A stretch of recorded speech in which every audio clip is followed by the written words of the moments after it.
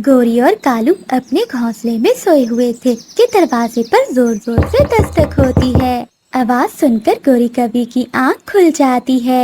उठो उठो कालू, देखो बाहर कौन आया है। गौरी, मुझे बहुत नींद आ रही है। जब तुम उठ ही गई हो तो जाओ बाहर जाकर भी देख लो। निकम्मे कहीं के, कभी भी कोई काम नहीं करते। अब लगता है मुझे ही जाकर देखना होगा। गोरी कवि गुस्से में दरवाजा खोलती है तो सामने रानू चिड़िया और उसके दो बच्चे बैठे हुए थे। क्या हुआ चिड़िया, जब देखो मुंह उठाकर चली आती हो। बताओ क्या काम है। गोरी, मुझे आपकी मदद चाहिए थी। मदद? कौन सी मदद? गोरी, आज मैं सारा दिन जंगल में दाना ढूंढती रही मगर मुझे कहीं से भी दाना नहीं मिला। गुड़िया और कुकू ने भी कल से कुछ नहीं खाया। आपके पास तो ढेर सारा अनाज है, आप हमें 2 दाने ही खाने के लिए दे दें। अरे वाह वाह चिड़िया, मैंने जहाँ कोई धर्मशाला खोल रखी है क्या? जिसको भूख लगती है मुंह उठाकर मेरे पास चला आता है। चल भाग जा चिड़िया, मैंने वो दाना अपने लिए जमा करके रखा है, ना कि तुम गरीब पक्षियों के लिए। गोरी का भी दरवाजा बंद कर लेती है और अंदर जाकर घोंसले में फिर से सो जाती है। गौरी, कौन था बाहर? कालू जी, भला कौन हो सकता है। अमीर पक्षी देखते ही मुंह उठाकर चले आते हैं, भिखारी पक्षी था कोई। बच्चों, गोरी ने दाना देने से मना कर दिया है। लगता है अब हमें दाना लेने के लिए दूसरे जंगल जाना होगा।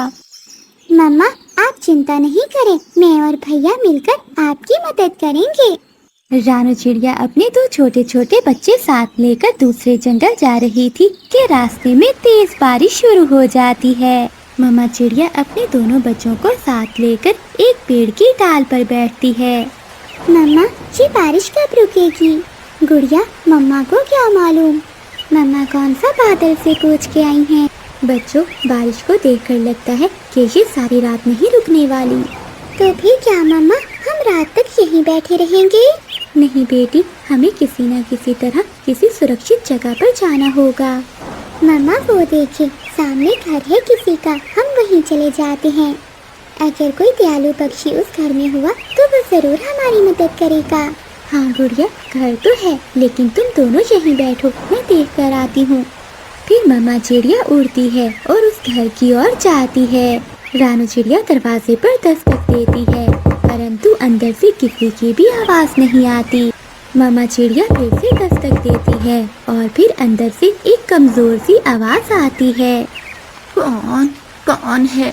दरवाजा खुला है, अंदर आ जाओ। रानू चिड़िया दरवाजे में से अंदर देखती है। अंदर तो घोंसले में एक चील लेटी हुई थी। अरे, ये तो चील है। रानू चिड़िया वापस मुड़ने लगती है तो चील आवाज लगाती है। चिड़िया, अंदर आ जाओ, मैं बहुत बीमार चील हूँ, मुझसे डरने की कोई जरूरत नहीं है। बच्चे बारिश में भीगकर बीमार हो जाएंगे, वैसे भी ये चील बूढ़ी और कमजोर है। ये सोचकर रानू चिड़िया घर के अंदर चली जाती है। चील माँ, मैं इस जंगल में अपने बच्चों के साथ दाना ढूंढने आई थी, तभी मैं अपने बच्चों के साथ इस बारिश में फंस गई। चिड़िया, तुम चिंता नहीं करो, मुझे बहुत खुशी होगी, तुम बारिश के रुकने तक मेरे घर में रह सकती हो। ये सुनकर मम्मा चिड़िया बहुत खुश हो जाती है। रानू चिड़िया अपने बच्चों को लेने जाती है। बहुत हिम्मत करके वो चील भी उठकर बैठ जाती है। ऐसा लग रहा था कि चिड़िया से बात करके उस बूढ़ी चील में थोड़ी ताकत आ गई हो। बच्चों, जल्दी चलो। मम्मा, वहाँ कौन रहता है? क्या कोई खतरा तो नहीं है? नहीं गुड़िया, वहाँ कोई खतरा नहीं है। वहाँ एक कमजोर और बीमार चील रहती है। चील का सुनकर बच्चे डर जाते हैं। मम्मा, वो चील तो हमें खा जाएगी। नहीं कुकू, वो चील बहुत कमजोर है। परंतु मम्मा, मांस खाने वाले पक्षी हमेशा शिकार ही करते हैं। नहीं बेटी, वो बेचारी उड़ नहीं सकती और तुम शिकार की बात कर रही हो। मामा चिड़िया बच्चों को लेकर चील के घर चली जाती है। चिड़िया, मुझे माफ करना, मेरे घर में कुछ भी खाने को नहीं है, अगर होता तो मैं तुम्हें जरूर देती। मामा, तो फिर ये चील भूखी होगी और भूखी चील खतरनाक हो सकती है। अरे, क्या बात कर रही है छोटी बच्ची। नहीं नहीं चील माँ जी, मेरी बेटी को आपका घर बहुत अच्छा लगा है। फिर गुड़िया और कुकू घोंसले में लेट जाते हैं और रानू चिड़िया चील से बात करने लगती है। आपको खाना कौन देकर जाता है? बेटी क्या करूं, बूढ़ी हूँ, जब मिल जाए तो खा लेती हूँ। कई कई दिन तो मुझे भूखे ही रहना पड़ता है। ऐसे बातें करते करते रानू चिड़िया भी सो जाती है। जिंदगी में आखिरी मौका मिला है, शायद चिड़िया का एक बच्चा खाने से मैं 1 साल और जी सकूं। चील ऐसे सोचती है।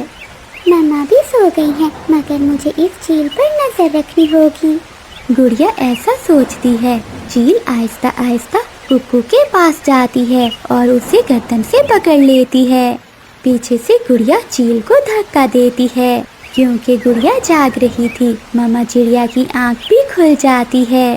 फिर मामा चिड़िया और दोनों बच्चे मिलकर चील को नीचे लिटा देते हैं। मत मारो बच्चों, मत मारो, ये बूढ़ी हैं। बच्चे रुक जाते हैं। चील माँ जी, अगर ऐसा ही करना था तो हमें अपने घर में आश्रय ही ना दिया होता। हम पेड़ की डाल पर ही बैठकर रात गुजार लेते।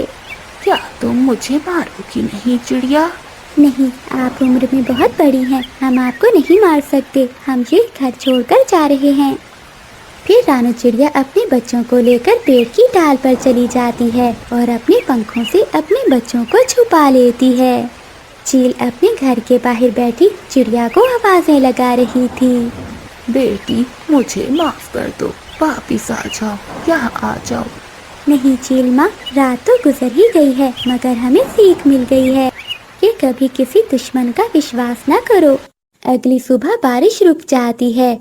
चिड़िया और उसके बच्चों को एक फलदार पेड़ मिल जाता है। वो जी भरकर फल खाते हैं और वापस अपने घर की ओर लौट जाते हैं। रानू चिड़िया अपने पति के साथ जंगल के बाहर पहाड़ी इलाके में रहती थी। रानू, मैं जंगल से भोजन लेने जा रहा हूँ, तुम अपना ख्याल रखना। आप कहीं ना जाइए, मेरा मन बहुत घबरा रहा है। ऐसा लग रहा है कि कुछ बुरा होने वाला है। अब कुछ बुरा नहीं बल्कि अच्छा ही होगा, क्योंकि तुम माँ जो बनने वाली हो। वो तो ठीक है टुन्नू जी, मगर आप ना जाइए ना। आज तुम कैसी बातें कर रही हो रानू? रोज जंगल से भोजन लेने मैं ही जाता हूँ, मगर आज क्यों रोक रही हो? पता नहीं, मन में बहुत घबराहट हो रही है आज। देखो रानू, तुम अभी गर्भवती हो, तुम्हारा ऐसी हालत में घबराना और भूखे रहना अच्छा नहीं है। रानू चिड़िया के मना करने के बावजूद भी टुन्नू चिड़ा जंगल में भोजन लेने निकल जाता है। आज मैं रानू के लिए बढ़िया सा भोजन लाऊंगा। उधर चिड़िया के मन में एक अजीब सी बेचैनी हो रही थी। न जाने मुझे क्यों आज इतनी बेचैनी हो रही है। मैं भी टुन्नू जी के पीछे जाती हूँ। रानू चिड़िया अपने पति के पीछे उड़ती है। उधर टुन्नू चिड़ा प्यास लगने पर एक नदी पर रुकता है। पहले थोड़ा पानी पी लेता हूँ, फिर जंगल से कोई भोजन ढूंढूंगा। टुन्नू चिड़ा पानी पीने लगता है। तभी गोरी कभी, कालू कौवा और चील तीनों वहीं से उड़ रही थीं, जो टुन्नू को देखकर वहां आ जाती हैं। अरे वाह, लगता है आज ये मांस खाने को मिलेगा। चलो दोस्तों, मिलकर पार्टी करते हैं। मेरी पत्नी गर्भवती है, मुझे मत मारो। अगर मैं मर गया तो उसका और हमारे होने वाले बच्चों का कौन ख्याल रखेगा? ओए चिड़े, तू चिंता क्यों करता है? हम हैं ना ख्याल रखने के लिए। हाँ कालू जी, बिल्कुल ठीक कहा। अगर उसे कोई तकलीफ हुई तो हम मिलकर उसे भी खा जाएंगे और साथ में उसके होने वाले छोटे छोटे बच्चे भी। ऐसा कहते हुए वो तीनों टुन्नू चिड़े पर हमला कर देते हैं और उसे मारते हैं। दूर एक पेड़ के पीछे छुपी रानू चिड़िया ये सब कुछ देख रही थी। अरे गोरी और कालू, इस चिड़े का मांस तो बहुत स्वादिष्ट है। आज तो इसे खाने का मजा आ गया। मेरे पति को मारने वालों, मैं तुम्हें छोड़ूंगी नहीं। वो तीनों पक्षी टुन्नू चिड़े को खाकर वहां से चले जाते हैं। तभी रानू चिड़िया अपने आप को वचन देती है, मैं अपने पति के हथियारों को छोड़ूंगी नहीं। मैं टुन्नू जी का बदला लेकर ही दम लूंगी। ऐसे ही कुछ दिनों बाद रानू चिड़िया अपने पति के हथियारों को ढूंढने के लिए जंगल के अंदर जाती है। वो एक तोते के पास जाती है। तोते भैया, मैं एक गर्भवती चिड़िया हूँ और जल्द ही अंडे देने वाली हूँ। मेरा इस दुनिया में कोई भी नहीं है। क्या मुझे इस जंगल में रहने के लिए जगह मिल सकती है? हाँ हाँ चिड़िया मिल सकती है, मगर तुम्हें इसके लिए हमारे जंगल के राजा कबूतर से इजाजत लेनी होगी। ठीक है, तो क्या आप मुझे राजा के पास ले चलोगे? हाँ हाँ क्यों नहीं, चलो। फिर मिट्ठू तोता रानू चिड़िया को लेकर कबूतर राजा के पास जाता है। मैंने तुम सबको कितनी बार कहा है कि जंगल का कोई पक्षी भी अपने जंगल में शिकार नहीं करेगा, और ना ही कोई पक्षी किसी दूसरे पक्षियों के अंडे खा सकता है। महाराज, मैंने बुलबुल के अंडों को नहीं पिया। महाराज, ये बुरा कौवा झूठ बोल रहा है, इसी ने मेरे अंडों को पिया है। सिपाहियों, इस बुरे कौवे को काल कोठरी में बंद कर दिया जाए। कबूतर राजा को न्याय करता हुआ देखकर चिड़िया के होश उड़ जाते हैं। तभी वो आहिस्ता से तोते से पूछती है, अगर मैं राजा को अपने पति की मौत के बारे में बताऊंगी तो क्या वो मेरा न्याय करेगा? तुम इस जंगल की नहीं हो, इसलिए मैं कुछ कह नहीं सकता। लेकिन वो मुझे यहाँ रहने की जगह तो देंगे ना? ठहरो चिड़िया, मैं पूछता हूँ। महाराज, ये गर्भवती चिड़िया है जो हमारे जंगल में रहना चाहती है। तुम कहाँ से आई हो चिड़िया? मैं दूर पहाड़ी इलाकों से आई हूँ राजा जी। ठीक है, तुम्हारे परिवार में कौन कौन है? कोई नहीं, मेरे पति थे बस, जिन्हें खूंखार पक्षियों ने मार दिया। मेरे जंगल का कानून है कि कोई भी पक्षी अपने जंगल के पक्षी को नुकसान नहीं पहुंचा सकता। अगर कोई ऐसा करेगा तो उसे भयानक सजा दी जाएगी। तो राजा जी, क्या चिड़िया इस जंगल में रह सकती है? हाँ मिठू, आज से ये चिड़िया इसी जंगल में रहेगी और इसकी सुरक्षा की जिम्मेदारी हम सब पर होगी। राजा कबूतर की जय। रात के समय रानू चिड़िया घर में बैठी सोच रही थी, मैंने अपने पति का बदला लेने के लिए इस जंगल में जगह तो बना ली है, अब मुझे उन दुष्ट पक्षियों को सबक सिखाना होगा। अब रानू चिड़िया पूरे जंगल में उन तीनों को ढूंढने लगी। कई दिन ढूंढने के बाद रानू चिड़िया को वो तीनों एक जगह पर मिल जाते हैं। ये कौवे और चील वही पक्षी हैं जिन्होंने मेरे टुन्नू जी को मारा था। गौरी, चलो अब हमें अपने अपने घर चलना चाहिए। फिर चील अपने घर और कौवे अपने घर चले जाते हैं। रानू चिड़िया उनका पीछा करती है और उनके घर देखती है। दुष्ट पक्षियों, आज से तुम्हारी उल्टी गिनती शुरू। रात को रानू चिड़िया सोचती है, वो तीन हैं और मैं अकेली, इन्हें ताकत से नहीं बल्कि दिमाग से मारना होगा। एक दिन रानू चिड़िया जा रही थी, तभी उसे रास्ते में एक मरा हुआ पक्षी दिखाई देता है। टुन्नू जी का बदला लेने का समय आ गया है। मैं इस पक्षी पर कुछ घाव लगाकर इसकी लाश को कौवों के घर के सामने फेंक दूंगी, ताकि राजा कबूतर को लगे इसे उन दोनों कौवों ने मिलकर मारा है। रात के समय रानू चिड़िया उस मरे हुए पक्षी को ले जाती है और उन कौवों के घर के आगे जाकर फेंक देती है। कल तुम्हारा खेल खत्म हो जाएगा कौवों। अगली सुबह रानू चिड़िया कौवों के घर के बाहर आती है और वो मरे हुए पक्षी को देखकर चिल्लाने लगती है, अरे अरे पक्षियों, जल्दी आओ, देखो इन कौवों ने एक पक्षी को मार दिया है। चिड़िया का शोर सुनकर सभी पक्षी वहाँ आ जाते हैं। क्या चिड़िया, इसे कौवों ने मारा है? मिठू, जब ये मरा हुआ पक्षी इन कौवों के घर के बाहर पड़ा है तो इन्होंने ही मारा होगा ना। शोर सुनकर दोनों कौवे भी बाहर आ जाते हैं। अरे क्या हुआ चिड़िया, क्यों इतना शोर मचा रही हो? अरे दुष्ट कौवों, इस पक्षी को मारकर अब अनजान बन रहे हो। अरे ये क्या कह रही हो चिड़िया, भला हम क्यों मारेंगे इसे? थोड़ी ही देर बाद कबूतर राजा भी वहाँ आ जाते हैं। क्या हुआ पक्षियों, तुम सब इतना शोर क्यों मचा रहे हो? वो देखिए राजा जी, इन दुष्ट कौवों ने पक्षी को मार दिया है। क्या मेरा कानून तोड़ते हुए तुम्हें डर नहीं लगा कौवों? राजा जी, हमने नहीं मारा इस पक्षी को, ये झूठ बोल रही है। राजा कबूतर जी, मेरा विश्वास करें, इन्हें मारते हुए मैंने अपनी आँखों से देखा है। अरे झूठ मत बोल चिड़िया, वरना मैं तुम्हें जान से मार दूंगी। देखिए देखिए महाराज, ये कौवी आपके सामने मुझे धमकी दे रही है। मेरे जंगल के कानून को तोड़कर तुम दोनों कौवों ने अच्छा नहीं किया। सिपाहियों, इन दोनों कौवों को काल कोठरी में बंद करके इनके मर जाने तक भूखा रखो। फिर उन दोनों कौवों को काल कोठरी में बंद कर दिया जाता है और कई दिनों तक उन्हें भूखा रखा जाता है। भूख के कारण वो कौवे मर जाते हैं। उन कौवों को सजा मिलते ही रानू चिड़िया बहुत खुश हो जाती है। अपने पति के 2 हथियारों को तो मैंने उन्हें सबक सिखा दिया। अब उस दुष्ट चील की बारी है। माँ उठिए ना, हमें बहुत भूख लगी है। हाँ माँ उठिए ना प्लीज। इतनी जल्दी उठाकर मेरी नींद क्यों खराब कर रहे हो? सोने दो मुझे। माँ कल रात में भी हमने भोजन नहीं खाया, हमें भोजन दीजिए। आलसी गोरी कावी को अपने तीनों बच्चों की बातें सुनकर उठना ही पड़ता है। चैन से सोने भी नहीं देते हो। अच्छा बच्चों, कल मैं ढेर सारा दाना लेकर आई थी, वो कहाँ गया? वो दाना तो हम खा गए मम्मा। तुम्हारा पेट है या कुआं? जितना दाना लाती हूँ सारा खा जाते हो। फिर गोरी कावी जंगल में भोजन ढूंढने के लिए निकलती है। इन तीनों बच्चों ने मेरी नाक में दम कर रखा है। इन्हें क्या मालूम कि दाना ढूंढना कितना मुश्किल है। गोरी कावी एक आलसी कावी थी, उसे सारा दिन सोना ही पसंद था। गोरी कावी उड़ते हुए जा रही थी कि उसे एक आम का बागीचा दिखाई देता है। अरे वाह, इतने सारे फलों के पेड़, चलो यहीं से फल तोड़ लेती हूँ। जैसे ही गोरी कावी फल तोड़ने लगती है तो वहाँ कबूतर उसे रोक लेता है। रुक जा कावी, तू यहाँ से फल नहीं तोड़ सकती। कबूतर, मुझे थोड़े से फल तोड़ने दो, मेरे बच्चे भूखे हैं। ये फल तुझे मुफ्त में नहीं मिलेंगे। अगर तुझे फल चाहिए तो तुझे पैसे देने होंगे। क्या पैसे? पैसे तो नहीं है मेरे पास। तो ठीक है कावी, मैं तुम्हें ये फल नहीं दे सकता। कबूतर देखो, मैं सुहागन होते हुए भी विधवा जैसी जिंदगी जी रही हूँ। मुझ पे कृपया करो और मुझे कुछ फल दे दो।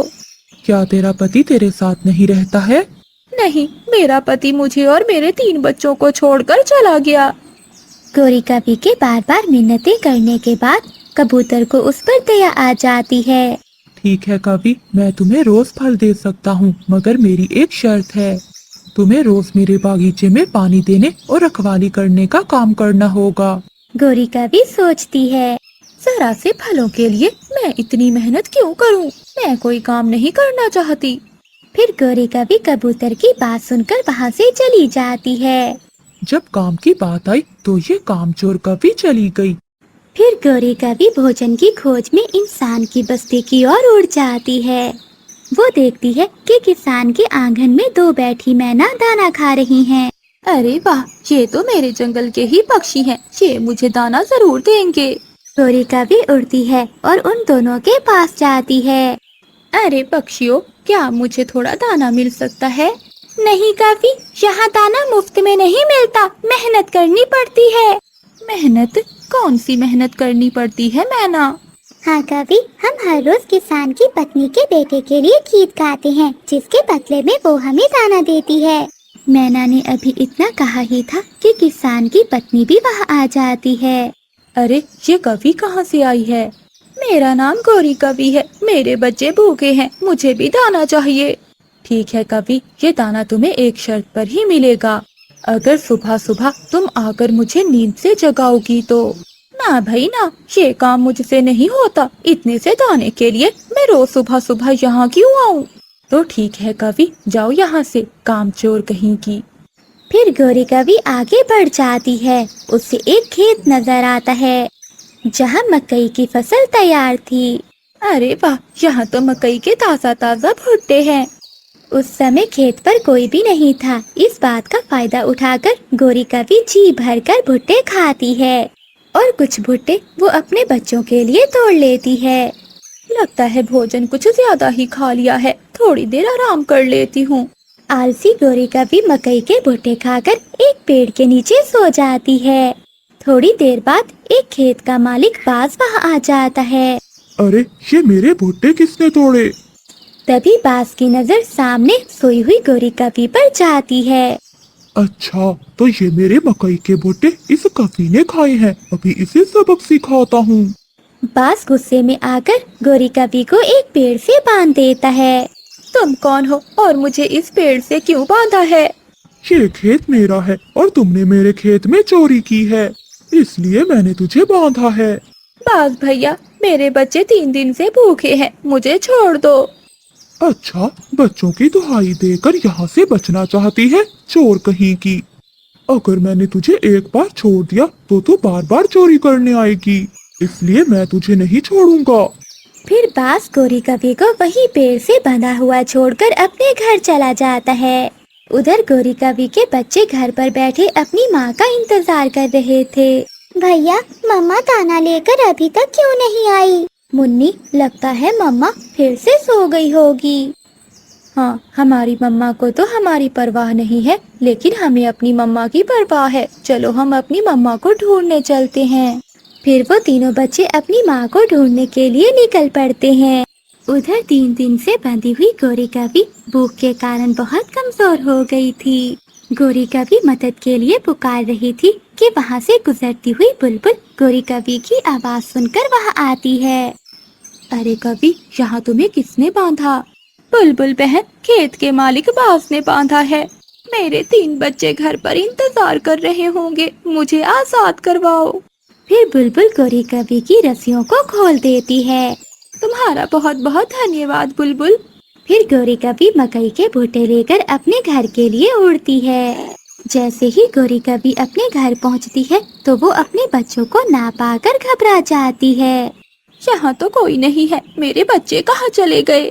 गोरी कवि अपने बच्चों को जंगल में ढूंढने लगती है, मगर उसे अपने बच्चे कहीं भी नहीं मिलते। मुन्नी, चक्कू, कुक्कू, कहाँ गए तुम? ऐ ऊपर वाले, मेरे बच्चे ठीक हो। उड़ते उड़ते गोरी कवि फिर से कबूतर के पास जाती है। कबूतर भैया, क्या तुमने मेरे छोटे 3 बच्चों को देखा है?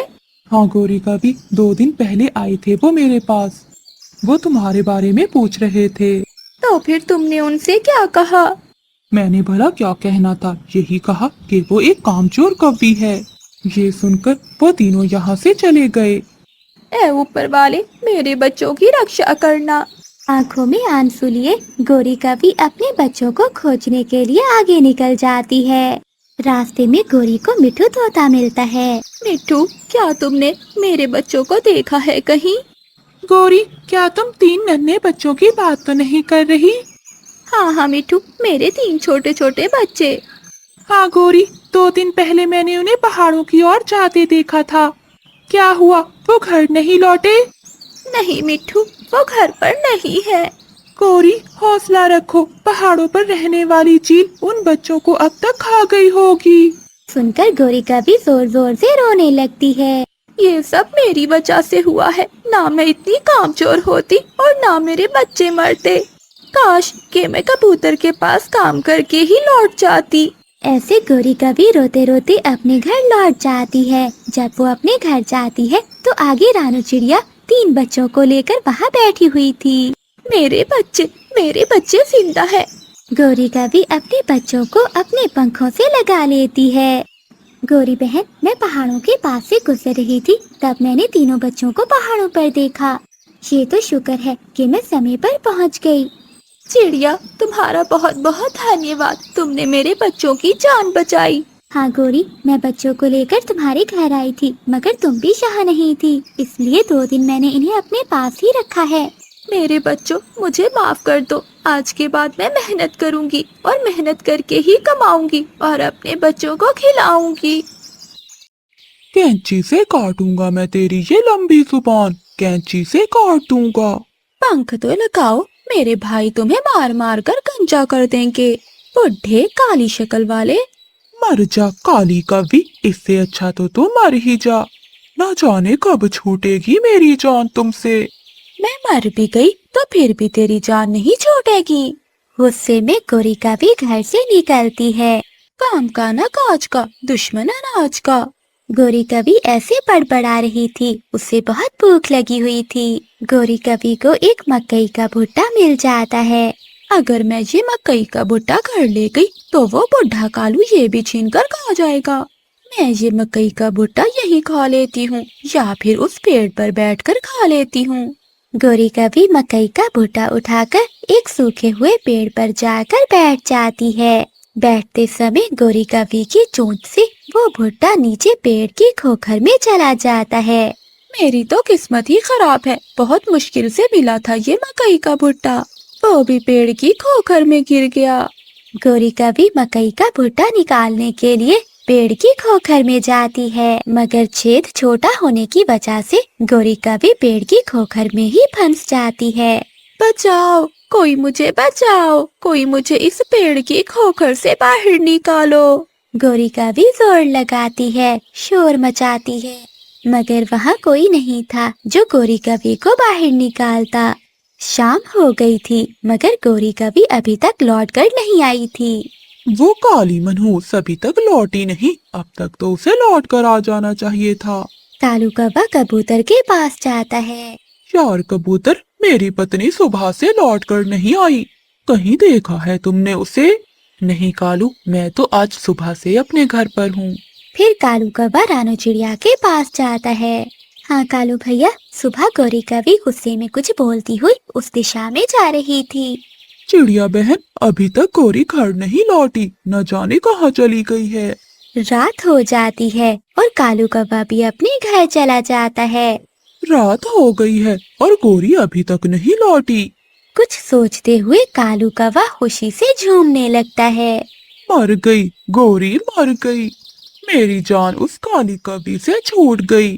अब मैं किसी सुंदर और समझदार कवि से शादी करूंगा जो मेरा ख्याल रखेगी। ऐसे खुशी खुशी कालू कौवा सो जाता है। गौरी कवि पेड़ की खोखर में बैठी रो रही थी। वो बूढ़ा कालू कौवा आज बहुत खुश होगा, दूसरी शादी का सोच रहा होगा। अगर मैं सच में मर गई तो कालू की मन की मुराद पूरी हो जाएगी। नीली जी, गौरी मर गई, गौरी मर गई है। अब हमें शादी करने से कोई भी नहीं रोक सकता। क्या ये तुम क्या कह रहे हो? हाँ नीली जी, वो कल सुबह भोजन लेने गई थी, मगर अभी तक लौट कर नहीं आई। शायद उसे किसी बड़ी चील ने खा लिया होगा। कालू जी, आज का दिन इंतजार करें, हम कल शादी कर लेंगे। कहीं ऐसा ना हो कि वो गौरी जिंदा हो और लौट कर आ जाए। नीली जी, मैंने सबसे पूछ लिया है, किसी ने भी नहीं देखा गौरी को। मैं अभी जाकर शादी की तैयारी करता हूँ। कालू जी, मैं भी ब्यूटी पार्लर से अपने पंख कलर करवा लेती हूँ। कालू कौवा खुशी खुशी अपने घर चला जाता है। वो मिठू तोते को बुलाता है। मिठू यार, ये लो मेरी शादी के कार्ड, ये सभी पक्षियों को दे आओ। कालू, क्या तुम दूसरी शादी कर रहे हो? हाँ मिठू, कल गौरी मर गई थी, मैंने सोचा दूसरी शादी कर लेता हूँ। फिर मिठू कार्ड लेकर उड़ता है। मिठू भैया, क्या कालू की शादी है? कालू कौवा दूसरी शादी कर रहा है।